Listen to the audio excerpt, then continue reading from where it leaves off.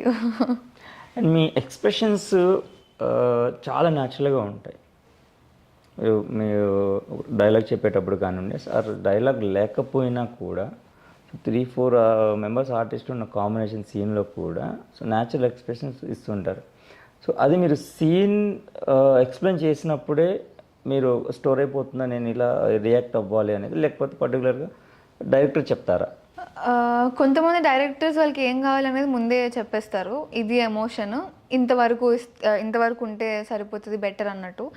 అప్పుడు director requirement బట్టి డైరెక్టర్కి ఏం కావాలో అలా అకార్డింగ్లీ చేయడమే. ఏదైనా చేంజెస్ కావాలంటే ఇంకో టేక్స్ అలా అవుతూ ఉంటాయి.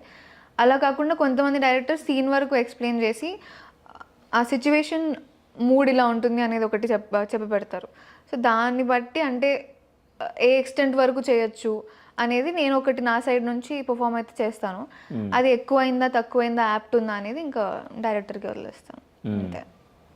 అంటే ఇక మనకు అర్థమవుతుంది కదా, ఒక సీన్ విన్నాక యాజ్ అన్ యాక్టర్ ఆ క్యారెక్టర్ ఇంతవరకు చేస్తే బాగుంటుందేమో అని చెప్పి అలా అర్థం చేసుకుని ఒక పర్ఫార్మెన్స్ అయితే ఇస్తా. ఇంకొంచెం ఎక్కువ చేయొచ్చు అనిపించినా ఇంకా అక్కడ నుంచి డైరెక్టర్ కావాలి.